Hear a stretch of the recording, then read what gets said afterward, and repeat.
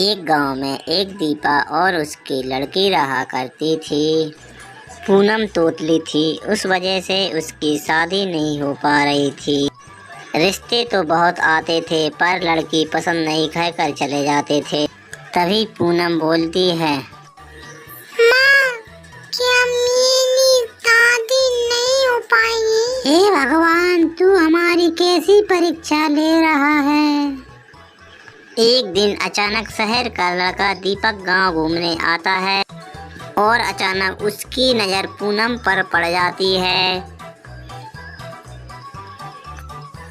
Wow, क्या कितनी सुंदर चिड़िया है। काश इसकी शादी मेरे से हो जाए तो कितना अच्छा रहेगा। मैं जाके पापा से बोलूँगा। दीपक तभी उस गांव से अपने घर शहर आ गया और उसके पापा से बोलने लगा, पापा, उस गांव में बहुत सुंदर चिड़िया रहती है, मेरी उससे शादी करवा दो, मैं उससे शादी ही करूँगा। बेटा, वह गांव वाले हैं, दहेज नहीं दे पाएंगे, देंगे तो कम दहेज देंगे। कोई बात नहीं है पापा, तब भी मैं उसी ही लड़की से शादी करूँगा। उस लड़की से मुझे प्यार हो गया है। हाँ तो ठीक है, कल अपन गांव चलेंगे, आपका सामान पूरा पैक कर लेना। अगला दिन होते ही दीपक और दीपक के पापा दीपक की बात सुनकर उस गांव के लिए अपनी कार से जाने लगते हैं।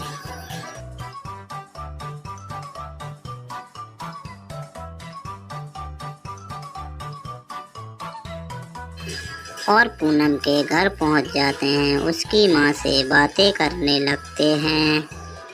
आपकी लड़की से हमारे लड़के की शादी कराना चाहते हैं, क्या आपको मंजूर है?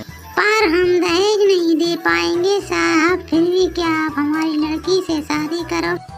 जी कोई बात नहीं, चलेगा, फिर भी हम आपकी लड़की से शादी करेंगे। हमारा लड़का आपकी लड़की से बहुत प्यार करता है। अगले दिन ही मंदिर में जाकर उन दोनों ने शादी कर ली। उनकी शादी बड़े ही धूमधाम से बनाई गई और पूनम की माँ बहुत खुश और वह तीनों अपने घर चले गए। जभी दीपक उससे बोलता है पर पूनम कोई भी जवाब नहीं देती। तभी दीपक सोचता है शायद इसे शर्म आ रही होगी, इसलिए यह जवाब नहीं दे रही और दोनों वहीं पर सो जाते हैं। अगले दिन होते ही दीपक काम पर चला जाता है।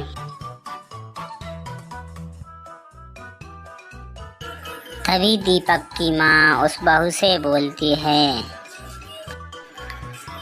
बहू, क्या खाना बना लिया है तुमने? हाँ मादी, बना लिया था ना, आप खा लीजिए मादी, खाना खा लीजिए। पूनम जल्दबाजी में बोल देती है और उसकी सास समझ जाती है और उसे गाली देने लगती है, बहुत गाली देती है। पूनम की सास की बात सुनकर पूनम जोर जोर से रोने लगती है।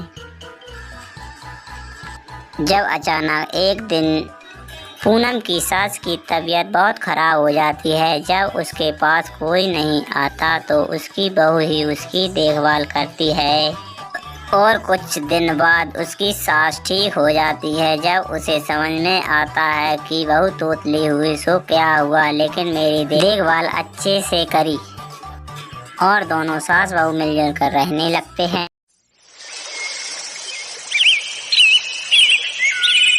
चंदनपुर नामक एक जंगल में एक चिड़िया रहा करता था। वह बहुत ही आलसी था और अपना काम कल पर टाल देता था। और उसी जंगल में उसकी पत्नी सीमा रहा करती थी। वह उस जंगल में दोनों एक साथ रहा करते थे। तभी उसकी पत्नी सीमा बोलती है, अजी सुनते हो, बारिश आने वाली है, अपने लिए घोंसला ही बना लेते, नहीं तो हम बारिश में भीग जाएंगे और हमारी तबीयत भी खराब। इतनी जल्दी क्या है, कल बना लेंगे, घोंसला ही तो बनाना है, नेक में बना लेंगे, घबराने की कोई बात नहीं है, कल देखी जाएगी, होगा। और वह अपनी पत्नी की बात कल पर टाल देता। बहुत आलसी होने के कारण घोंसला कल बनाएंगे ऐसा कह देता था। और एक दिन वह दोनों जंगल की सैर कर रहे थे। सैर करते करते खाना की तलाश में निकल रहे थे। तभी अचानक बदल गरजने लगते हैं और पानी बरसने लगता है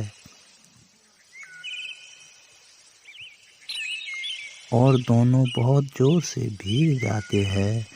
इस वजह से उन दोनों की तबीयत बहुत ही खराब हो जाती है। तभी उस कौवा की पत्नी सीमा बोलती है, मैंने पहले ही बोला था आपसे, आप तो मेरी बात सुनने को नहीं ठहरे। अब हमारी तबीयत बहुत ही खराब हो गई है, अब हम क्या करेंगे। इतना कहकर वह रोने लगती है। सही बोलती थी तुम। अगर मैं घोंसला बना लेता तो अपन पानी से भीगने से बच जाते और अपनी तबीयत भी खराब नहीं होती। तो बच्चे इस कहानी से क्या समझे? आज का काम हमें आज ही करना चाहिए, कल पर नहीं टालना चाहिए, क्योंकि क्या पता कल क्या हो जाए। अगर वीडियो अच्छा लगे तो लाइक शेयर सब्सक्राइब करें। धन्यवाद।